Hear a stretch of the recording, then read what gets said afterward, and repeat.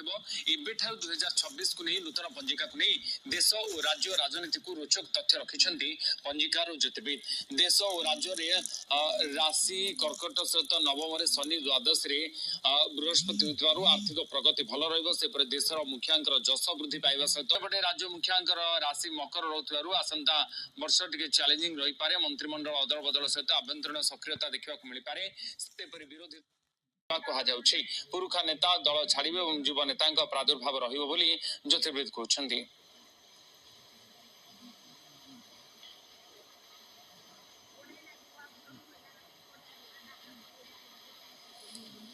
ରାଜ୍ୟରେ ଯେଭଳି ଭାବରେ ସ୍ଥିତି ରହିଛି ଏବଂ ସେଥିରେ ନୂଆ ମୁଖିଆ ମଧ୍ୟ ରହିଛନ୍ତି ଏବଂ ବିରୋଧୀ ଦଳରେ ମଧ୍ୟ ବିରୋଧୀଙ୍କ ଭୂମିକା ରହିଛି। ତେଣୁ ଗତ ବର୍ଷ ଯେମିତି ବିରୋଧୀ ମାନେ ସକ୍ରିୟ ହୋଇଥିଲେ, ଚଳିତ ବର୍ଷ ଶାସକ ଏବଂ ବିରୋଧୀଙ୍କ ଭିତରେ କଣ ଫଳାଫଳ କହୁଛି? ଯଦି ଆମେ ପ୍ରଥମେ ଭାରତର ଯିଏ ଅଛନ୍ତି ମୁଖ୍ୟ, ତାଙ୍କର ଯେହେତୁ ବିଚାର ରାଶି, ସେହେତୁ ତାଙ୍କ ପାଇଁ ବର୍ଷଟି ବହୁତ ଭଲ। ତାଙ୍କର ବହୁତ ସୁନାମ ଅର୍ଜନ କରିବେ। ସେ ସାରା ପୃଥିବୀରେ ମଧ୍ୟ ତାଙ୍କର ଯଶ ଖ୍ୟାତି ବୃଦ୍ଧି ପାଇବ ଏବଂ ସେ ଯତ୍ନାସ୍ତି ଚେଷ୍ଟା କରିବେ ତାହାକୁ ଦେଶ ଭିତରେ ପ୍ରତିଫଳିତ କରିବା ପାଇଁ ଏବଂ କିଛି ମାତ୍ରାରେ ସକ୍ରିୟ ହେବେ। କିନ୍ତୁ ଯୋଉମାନେ ଅଛନ୍ତି ବଡ ବଡ ଧନୀ ମାନେ ସବୁ ଅଛନ୍ତି, ସେମାନେ କିଛି ମାତ୍ରାରେ ମଧ୍ୟ ଦେଶର ମୁଖ୍ୟଙ୍କୁ ପ୍ରଭାବିତ କରିପାରନ୍ତି। ରାଜ୍ୟର କଥା ଆପଣ କଣ କହିବେ? ରାଜ୍ୟରେ ମୁଖ୍ୟମନ୍ତ୍ରୀ ଅଛନ୍ତି, ବିରୋଧୀ ଦଳରେ ମଧ୍ୟ ଭୂମିକା ଅଛି, ରାଜ୍ୟର କଥା କଣ? ରାଜ୍ୟର ମୁଖ୍ୟାଙ୍କ ରାଶି ଅନୁଯାୟୀ ସେ ସବୁ ଲୋକଙ୍କୁ ସନ୍ତୁଷ୍ଟ କରିପାରିବେ ନାହିଁ, କିନ୍ତୁ ରାଜ୍ୟ ରାଜକୋଷରୁ ପ୍ରବଳ ଅର୍ଥ ବ୍ୟୟ ହେବ ଏବଂ ଲୋକମାନଙ୍କ ପାଖରେ ତାହା ପହଞ୍ଚିବାରେ କିଛି ମଧ୍ୟସ୍ଥି ଅନ୍ତରାୟ ସୃଷ୍ଟି କରିବେ, ଯାହାକି ରାଜ୍ୟ ସରକାର କାହାକୁ ସନ୍ତୁଷ୍ଟ କରିପାରିବେ ନାହିଁ। କିଛି ଅସନ୍ତୁଷ୍ଟ ଲୋକ ନିଶ୍ଚିତ ଭାବରେ ସୃଷ୍ଟି ହେବେ ଏବଂ ସେମାନେ ସରକାରଙ୍କୁ ବର୍ଷ ସାରା ଚାପଗ୍ରସ୍ତ କରାଇବେ।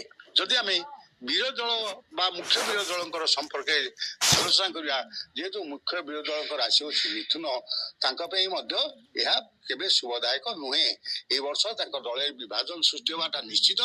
ସର୍ବୋପରି ଯୋଉମାନେ ସ୍ୱାଭିମାନୀ ନେତା, ଯୋଉମାନେ ସ୍ୱାଭିମାନୀ ରାଜନୈତିକ, ସେମାନେ ତାଙ୍କ ଠାରୁ ଦୂରେଇ ଯିବେ ଏବଂ କିଛି ଯୁବବର୍ଗକୁ ନେଇକି ସେ ତାଙ୍କ ଦଳର ପୁନର୍ଗଠନ କରିବାକୁ ଚେଷ୍ଟା କଲେ ମଧ୍ୟ ସେଥିରେ ସେ ସଫଳ ହୋଇ ନ ପାରନ୍ତି।